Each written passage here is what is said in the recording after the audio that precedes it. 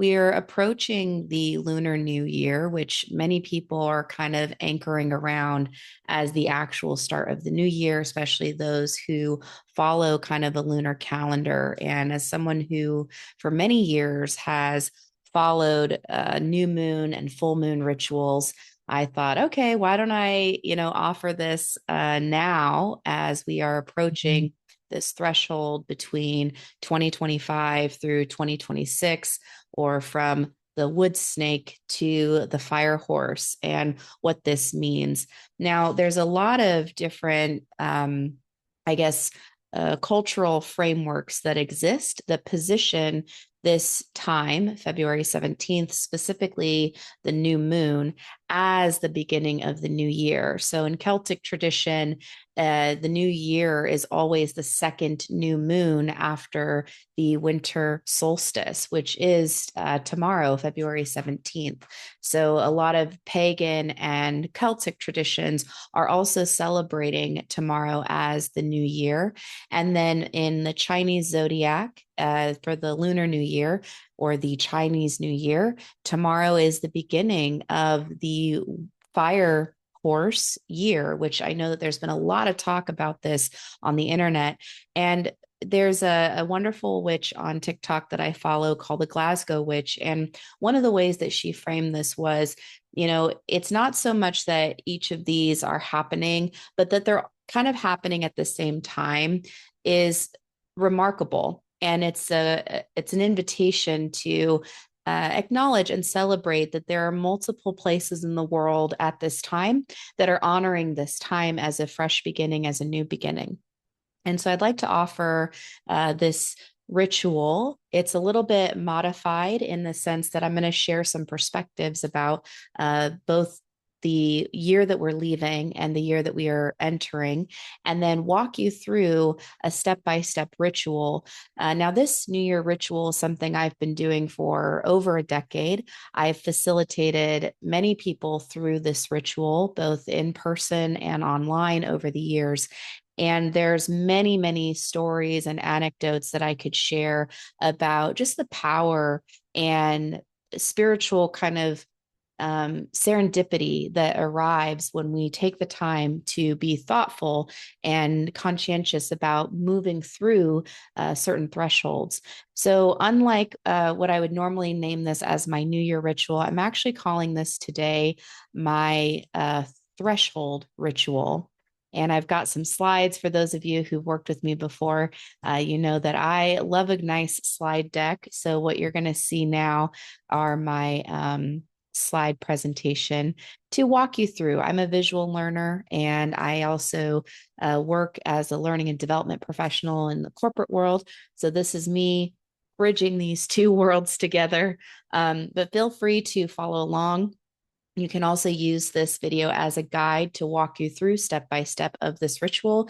You can take notes or you can follow along live. And with that, let's get started. So, what we're going to cover today, and again, this is my learning and development hat on. I'm going to share with you first some of my own personal observations about this 2025 experience, as far as like what I've observed in the collective, what I've observed also in myself. These observations are really personal to me. So, I invite you to take it truly with a grain of salt. Take what resonates, leave the rest, and perhaps I can offer some language or context to something that you might have been feeling kind of under the surface and maybe you haven't acknowledged it. So hopefully these reflections can spark some insight or curiosity for you. And if not, it's okay. Leave them at the door. We're then going to talk about what is a threshold ritual. What do I mean by threshold and what do I mean by ritual? I'm a big believer that in order to do something, we have to understand what it is that we're doing. So I'm going to name and define those things. Then I'm going to talk you through how to prepare for this ritual. What are the materials you're going to need? What are some best practices to get yourself in the right mind, body, spirit of conducting this ritual? And then I'm going to take you through step by step each of the components. I'm going to show you them right now. The first part of the ritual is just to acknowledging our experience from the previous year. Then we are honoring our experience and how we moved through it. Then we do a release ritual. This is using fire, and I'll walk you through that. But you're going to release and let go, all of which is no longer of service to you and your path forward. Then we're going to draw in. So, a big part of this ritual is, yes, clearing out and letting go of the past, but also being intentional about what we want to experience as we move forward into this next year. So, what are we drawing in? This is my favorite part of the ritual. This is the claiming your power. And I'll talk a little bit about that as we get closer. But what is going to embrace or support you in kind of carrying what it is that you're drawing in? How are you going to carry that sense of internal power as you move forward throughout the year? And then finally, part 6 is where we declare our intentions. We make a statement out loud. One of the things that's really important about ritual is our words and how we use them. And what I've learned over time is that our greatest power, our greatest transformation comes from when we take what we're feeling and we express it out into the world. We claim it, we declare it. And there's something very powerful about that. So even if you're by yourself, just saying it out loud, letting the air hear your words, or if you are in a circle with others, and this is what happens when I facilitate group ritual, is to both witness others' declaration, but also to be witnessed in your declaration is very powerful. And then finally, we'll talk about closing. So let's move into my personal observations. So 2025, holy shit. What a year.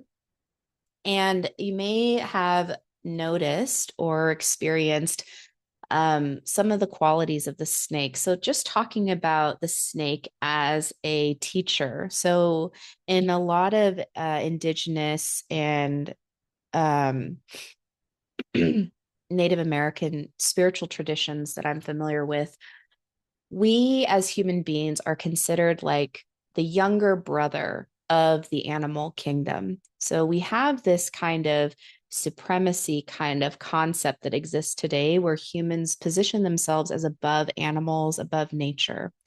But a lot of our indigenous folklore, spirituality, and teachings tell us that we are actually the younger species of the planet.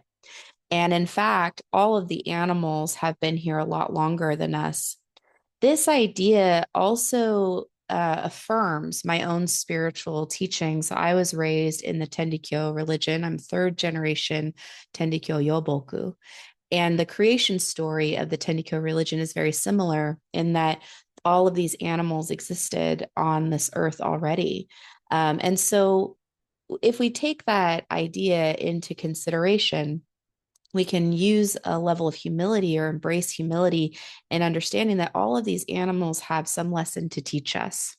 So when we just observe the qualities of a snake, the snake does something very unique. It sheds its own skin.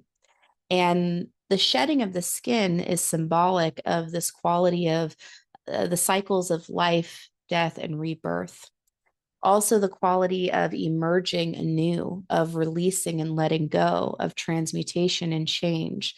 And so these are some of the symbols that the snake is not trying to teach us, but the snake exists and embodies as the snake. One of the other things, and I'll talk about this on the next slide, but the snake also is a moving a line that can become a circle, a line that can move into like an eternity symbol. The snake can move into all of these different shapes. So, this quality of flexibility, this quality of change, this quality of responsiveness to certain environmental experiences is a really powerful thing. So, as we're observing our own experience through 2025, through this year of the snake, we can ask ourselves, how have I been flexible and changing? Where have I stayed rigid? Where am I holding on to the dead skin of an outgrown identity or outgrown perspective or outgrown belief?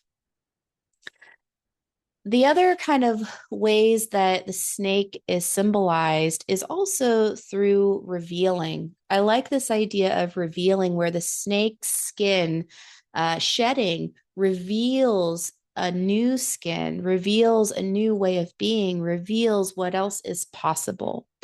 And as I'm observing our collective experience over 2025, it has been quite traumatic.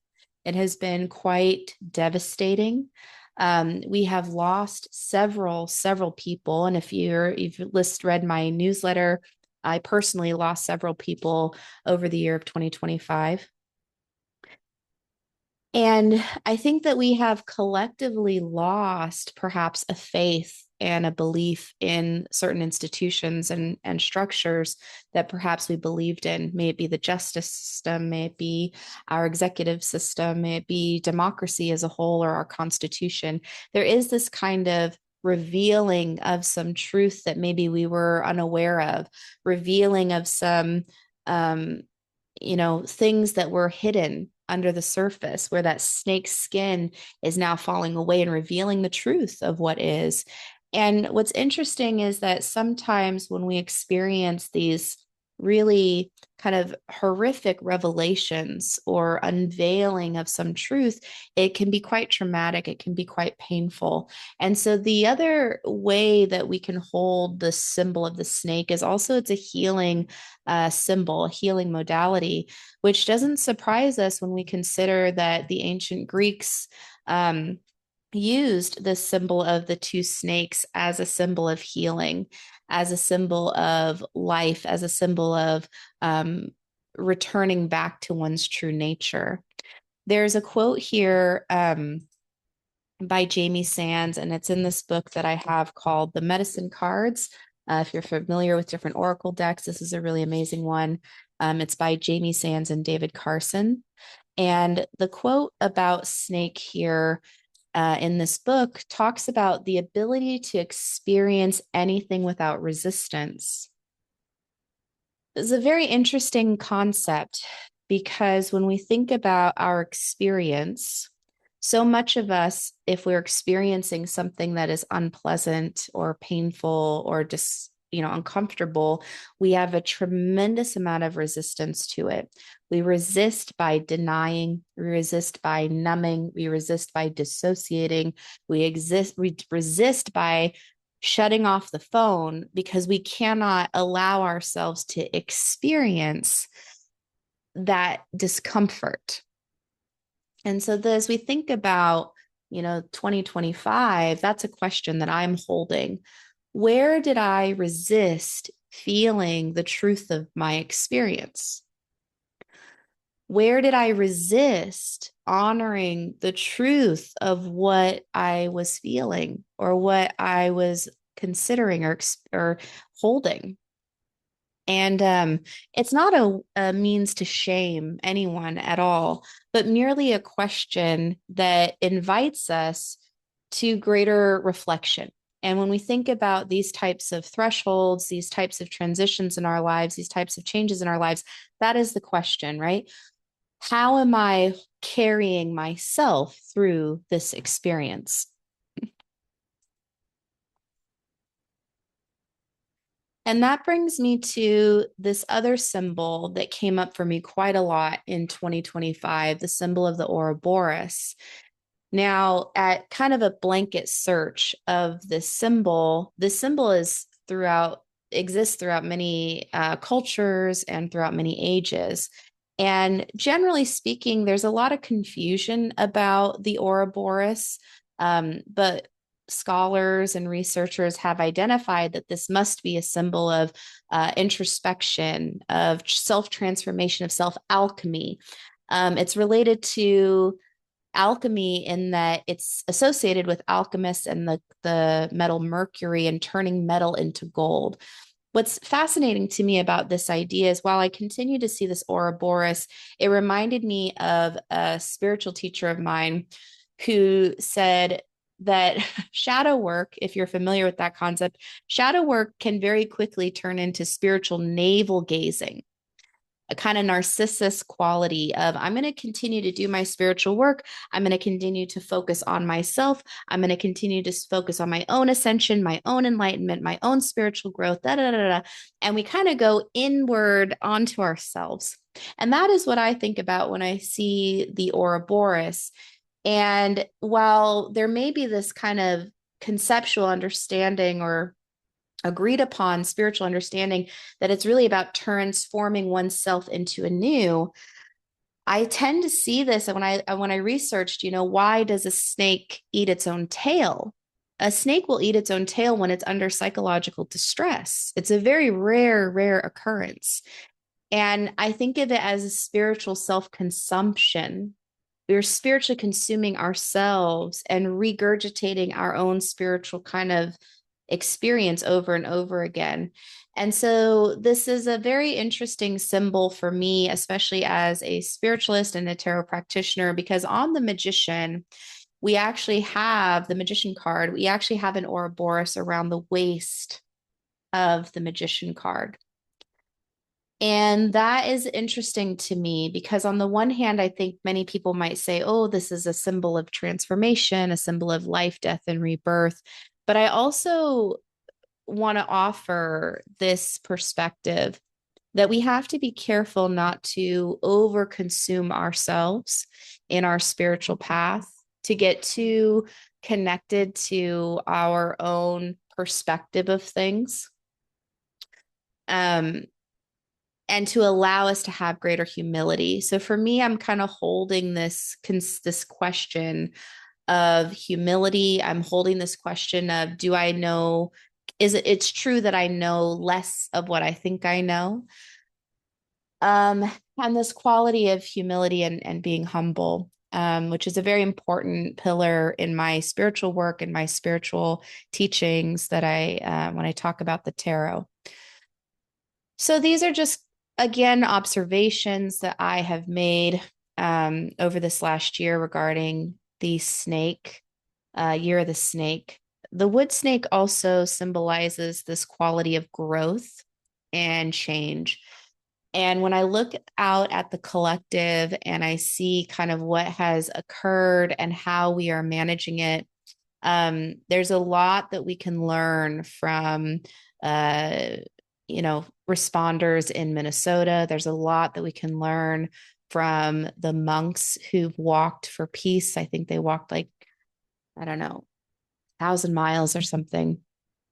And the messages that they're teaching us, we can ask ourselves, are we just playing out the same pattern over and over again? Or are we seeking a new path? And that's really the question that I'm holding as I'm crossing from the snake into the fire horse. So as we approach the year of the fire horse, this is significant for me because my mother is actually the year of the fire horse. She's turning 60 this year. And living with a mother who embodies that quality of the horse is quite intense. There's a strong intensity.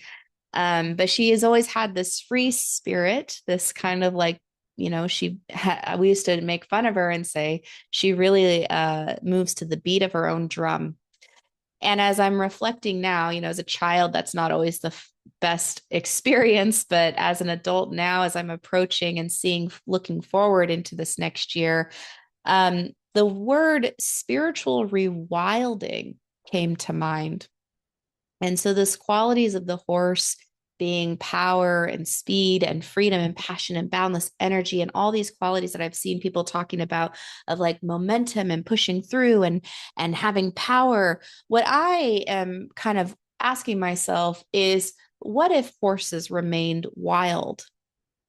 And so this quality of spiritual rewilding, asking myself, where in my life can I rewild some of the ways that I engage with the world? Where can I rewild some of my beliefs? Where can I rewild some of my ways of seeing? And when I say rewilding, it's really about deconstructing or challenging or releasing the grip of these kind of social, political norms and expectations that society, religion, these institutions that we can see are in many ways breaking our social construct, failing us. How am I still upholding some of those ideals and expectations? And what would it look like to rewild some of those qualities within myself? So, part of this question and invitation I'm calling in for myself as I approach the year of the fire horse is how am I rewilding, reconnecting to some of the more rhythmic qualities? So, one example would be, am I intentionally following the cycles of the moon, and how am I doing it? And that's been a constant exploration for me for many years, but it's an invitation I'll ask of you. How are you returning to some actual rhythm that exists in nature? It could be the moon cycles, it could be the seasonal cycles, it could be any number of things that you observe in nature that you feel a certain connection to. And how can you return to that quality in some aspect of your life? So, for example, I have a corporate job and we run on a quarterly system, right? So, how can I hold this quality of seasonal attunement and hold it, kind of carry it under the surface of what I'm participating in, which is the corporate quarter structure? So, how can I carry both at the same time where my spiritual seasonal quarter will end on March 21st versus March 31st? So, just a question that I'm holding to myself as we're approaching this new year. When I think of a horse, I think of wild and free, far before domestication. So, what is a threshold ritual? So, when I think of a threshold, I think of it as a demarcation or a delineation between one place and another. And I personally think that all thresholds are sacred. So when we move from one place to another, that is a sacred experience that we are having where we cannot return back. So it's forward only. Once you step past that gate, once you step across that threshold, there's no going back. And this is a card in my tarot deck, the Six of Cups. This is from the Tarot of the Secret Forest. And for me, this card has always represented the sacred crossing of a threshold because we see the dog, the black dog, which is often an omen in many traditions.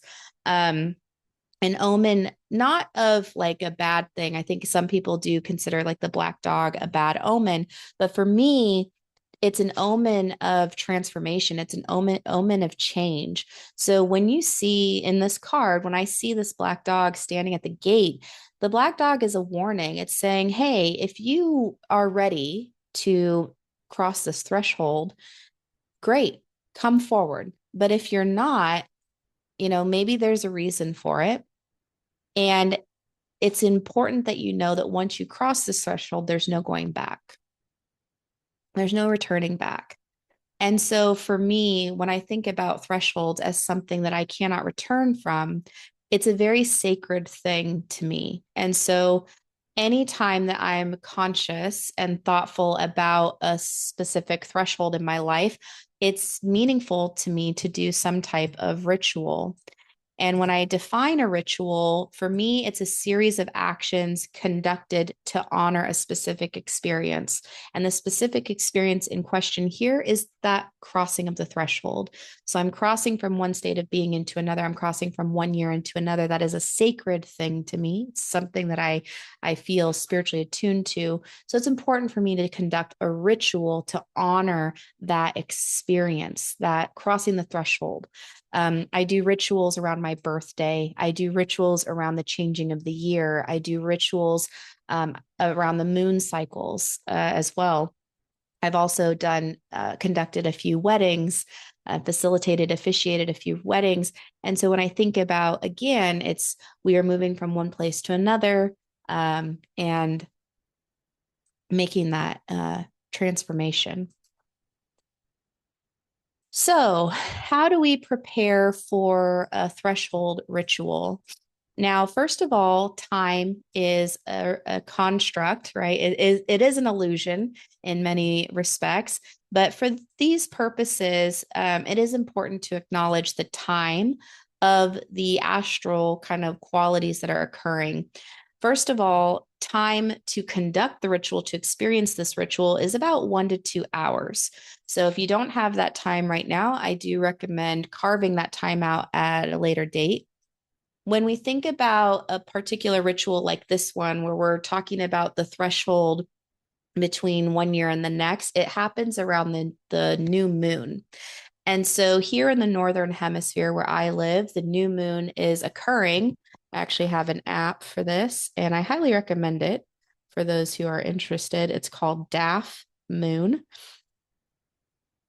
And the actual new moon occurs at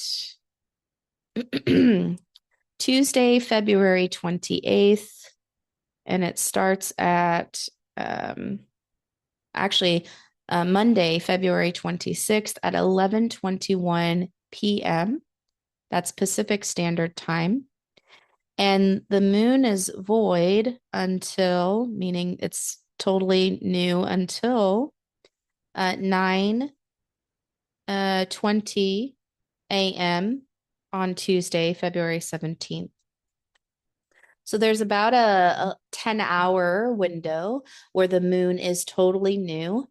And what I have learned over time is the energy of this new moon, or whatever moon phase you're doing ritual around, you have really like 36 hours before and 36 hours after that window to kind of harness the energy of that time. So if you cannot do your new moon during that time, which that's totally fine, or this ritual during that time, it's okay to do it a little bit after. In fact, I think it's preferred and ideal to do it a little bit after, because when you think about the excuse me, when you think about the phenomenon of the new moon, what we start to see is the first light of the new moon. So we're going to start to see the first light of this new moon around 9:30 a.m. Pacific Standard on February 17th. And it's that first light that we attach our intentions to. So that's what is going to start to pull our intentions forward energetically, if that makes sense. So I would prefer to do this ritual a little bit after the end of the new moon period, or the void of course moon, and that would be around 9:30 a.m. Pacific Standard Time on Tuesday, February 17th. And I would go so far as all the way through the 19th, early morning or evening. All right. So, what are the materials that you're going to need for this threshold ritual? First of all, is a journal and a pen. This ritual is very reflective. It's a reflective ritual for yourself. You're going to need slips of paper that you feel comfortable burning. You're going to need a candle or a flame. In a pinch, if you have a gas stove, you can use your stove. And then you'll also need a fire safe bowl or cauldron if you've got it. And this is where you're going to place the burned paper in something safe that it can burn out and it doesn't catch on fire. So, fire safety, always most important. The next thing you're going to want to do is consecrate a sacred space. And what I mean by that is you are going to dedicate a space for this ritual. And how do we dedicate that space for your self reflection? Is make sure that this is a space where you can be uninterrupted. This means possibly setting a boundary. So, telling your family members in your home, hey, for the next 2 hours, I'm setting a boundary. Please do not interrupt me. Closing the door if you have one. And then this is my favorite part, enhancing the senses. So that could be turning on some music, lighting an incense, something that you can smell, something that you can taste. So, like a really lovely cup of tea or a snack or like a cozy blanket, like anything that can really enhance the five senses so that you can stay fully embodied in your body throughout this experience. All right, so now we're getting into the ritual. So let's assume that you've consecrated your space, you've got all your materials ready. Now we're going to start the ritual. So the first thing that you're going to want to do, part one, is to acknowledge. Again, we're just acknowledging everything that you've experienced in the year of the snake. So the year of the snake started on January 29th, 2025. And it goes all the way until today, February 16th, 2026. So, what I would invite for you is to look through either your calendar, your digital calendar, look through your phone's photos. That's a good way that helps me jog my memory. This whole piece takes usually about 45 minutes. It's the longest part because this is really important to acknowledge everything that you experienced over the year. The reason why acknowledging is so important is that we live in such a fast-paced society that we often experience things and then we don't process them. So this is our opportunity to really acknowledge what we've experienced and process what we've experienced. So this is where you acknowledge your lessons learned, your highs and lows, what things you held on to, what you let go of.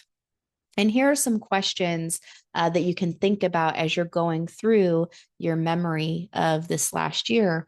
What inspired me? What scared me? What challenged me? What kindness am I grateful for? Who was there for me? What or who did I lose? How have I changed? What transformed in me, in my life? What beliefs changed and why? And then what was the outcome? So, this is really a time for you to pause and really reflect and acknowledge, the entirety of this past year. And often people, after they go through this experience, will say things like, wow, I didn't know, I forgot that I went through those things, or I'm so glad I took a photo of that because I totally would have forgotten that. And so this is, again, just an invitation to honor or to acknowledge your experience. And then once you're done with this step, the next part is to honor and appreciate. And this is where we write a personal letter to ourselves. This is the way that I typically start it. Dear self. So, dear Alicia, I'm so proud of you for, and I'm so grateful that you. And this is really, really important because we go through so much in our lives on a daily basis that not only do we forget to process or we don't have the time to process, but we don't invite enough compassion for ourselves and appreciation for ourselves for just getting through things, surviving through things, making it through things. And so this is really important as in my work, in my mission of life. I'm, on a mission to help people be more self-compassionate. And so it's really important for me that we go through this process and we say, wow, I'm so proud of you for going after your dreams. I'm so proud of you for standing up for yourself. I'm so proud of you for doing the thing that was really hard. And I'm so grateful that you stuck to your values. I'm so grateful that you still showed up every day, even though it was hard. I'm so grateful that you're still here, despite all of the challenges that were presented to you. And so this letter might take 15 minutes. It might take longer, but I generally would recommend at least 15 minutes, just letting yourself appreciate yourself and celebrating yourself for what you've achieved throughout the year. And once you're done, I also want to offer that if letter writing is really not for you, like you see this exercise and you're like, Alicia, I'm not doing that, that's okay. I would invite you to imagine that you're spending some time, or imagine the most loving, gentle, and compassionate version of yourself telling you how amazing you are. and how brilliantly you did this year because you really are amazing. So imagine that there's a part of you, your most compassionate self, and what would they say to you? All right. So now we've done a lot of reflection, we've done a lot of acknowledgement. This is the part that takes the longest. Now is kind of the fun part, the part maybe what you're most looking forward to, which is the letting go and releasing, or what I like to call the transmutation. This can take anywhere from 15 to 30 minutes. It really depends on how much you are ready to let go of. And the way that this begins is I want you to think about what it is that you're ready to release as you move into this next year. So, the question I'll ask of you is what thoughts, beliefs, patterns, attitudes, habits, or addictions that you are ready to let go of? What are they?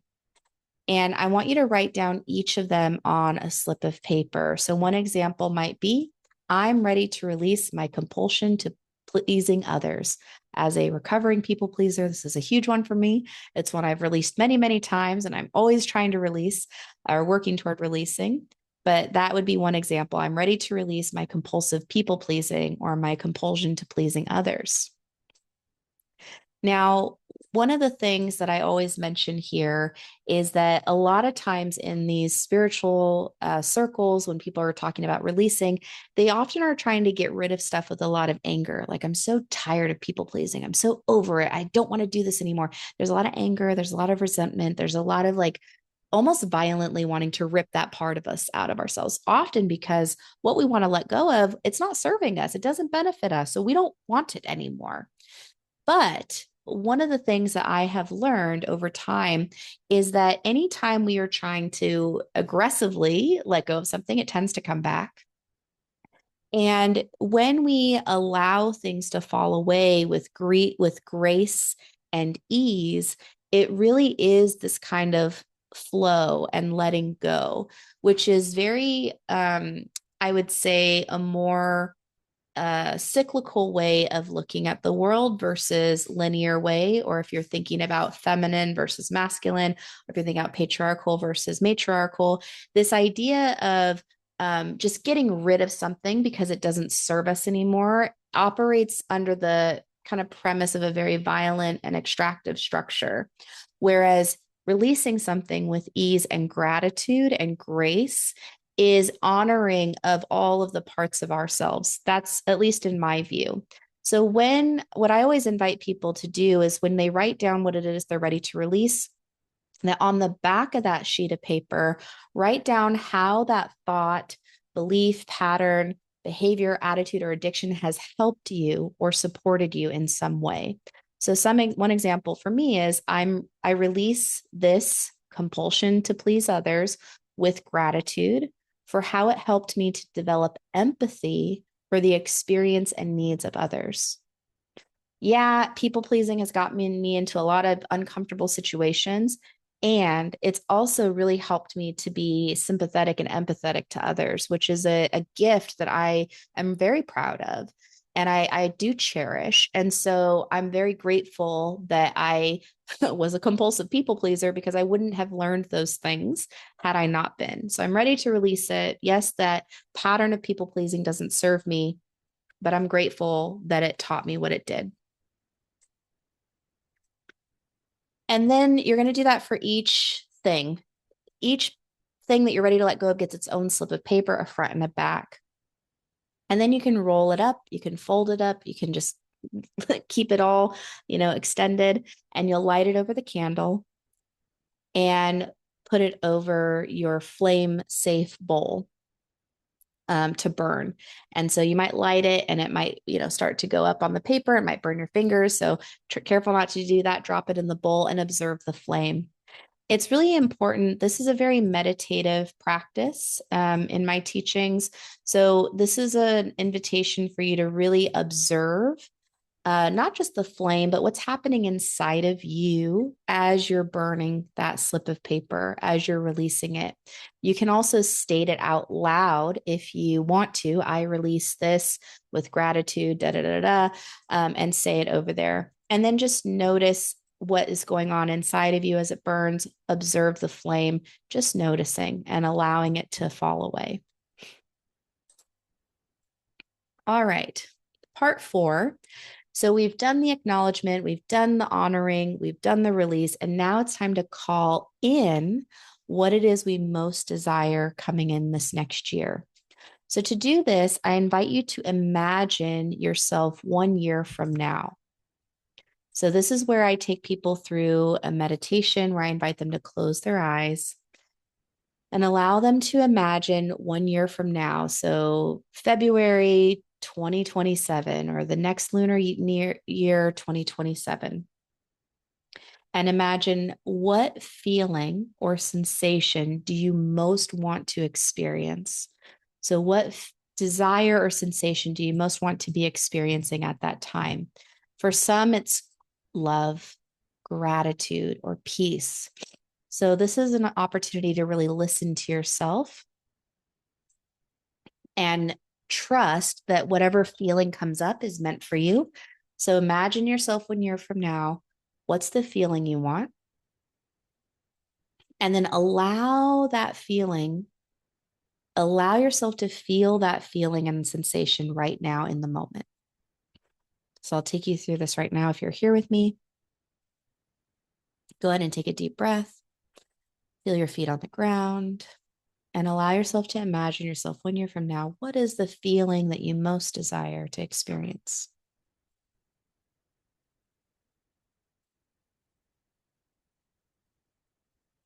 And often that feeling might feel far away. And so the invitation here is to allow yourself to feel that feeling right now. You have access to it right now in this sacred space that you've created for yourself. Allow yourself to feel that feeling and sensation fully right now. And as you're imagining this feeling or sensation, I ask you, what color comes to mind? What color feels associated to that feeling? And this is where you claim your power color. So your power color is a color that you can carry, you can wear, you can witness or observe as you go about your life that can help remind you of your intentions, of your desires, of the fact that you're moving toward your desires. So some examples that people have done. I remember 1 year, the color for me was orange. And every time I saw something orange, it was like a reminder of like, I'm on the right track or that I'm heading in the right direction.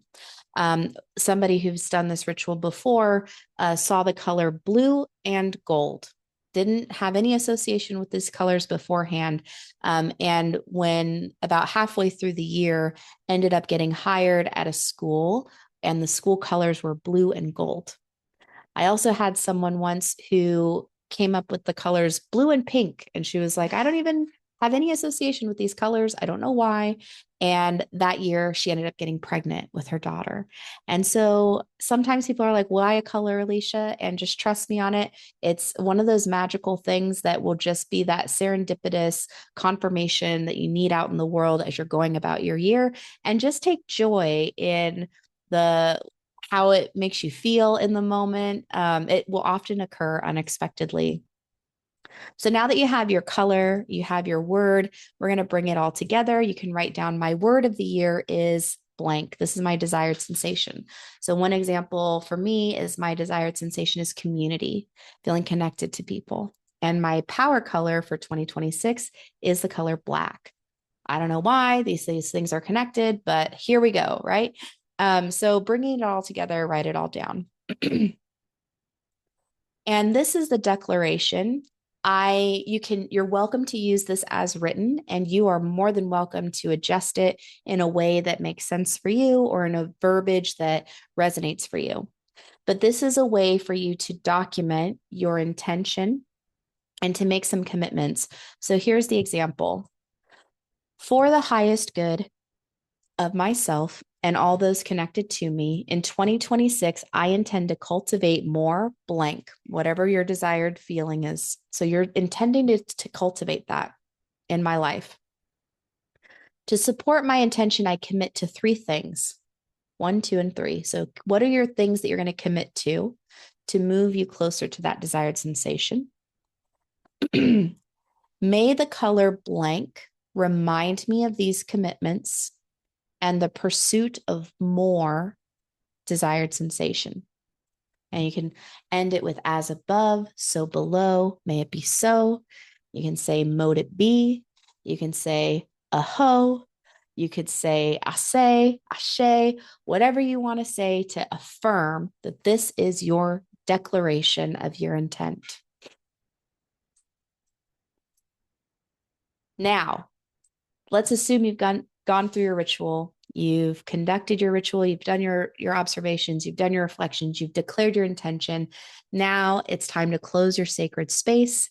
This is a time to appreciate yourself. Just say thank you to yourself for giving yourself this dedicated time to really honor yourself and honor yourself as you are crossing this threshold into this next year. Take some good deep breaths and then clean up and put away all of these items, all of these things that supported you on your ritual as you cross this threshold with care, with intention, care, and appreciation. And with that, that is the end of the ritual. I thank you so much for listening, for tuning in, for watching. I hope that this ritual was meaningful for you, was supportive for you. And as an aside, you'll see on the slide here that I have my little Spotify playlist. So usually every year I will create a new playlist associated with this ritual. And I thought it was really funny because I did this ritual around the New Year, as I mentioned. And the first word that came to mind when I thought of the word black or the color black was I was doing a tarot reading and I saw the card blackberry. And as soon as I saw the word blackberry as a blackberry pie on the card, I heard the song in my head, Blackbird by Beyonce. And I had only heard that one phrase, Blackbird singing in the dead of night. And I thought, oh, I got to listen to that song right now. And I played the song, and the lyrics just fully affirmed what my intentions were for the year. And I just started crying. And so, of course, Blackbird became the number one song of my 2026 playlist. And it's really cool that it's a picture of Beyonce riding a horse, and the American flag. So I don't know, it all made sense in that moment, and I find that to be the serendipitous magic. You know, we call this stuff magic stuff, but it's really the magic is just in the serendipity of things connecting in a way that we didn't expect. And so I thank you so much again for being with me, and I hope that this was supportive of you for you. If this was supportive for you, I would love to hear from you. You can send me an email and tell me how this was. And until next time, take great care of yourself.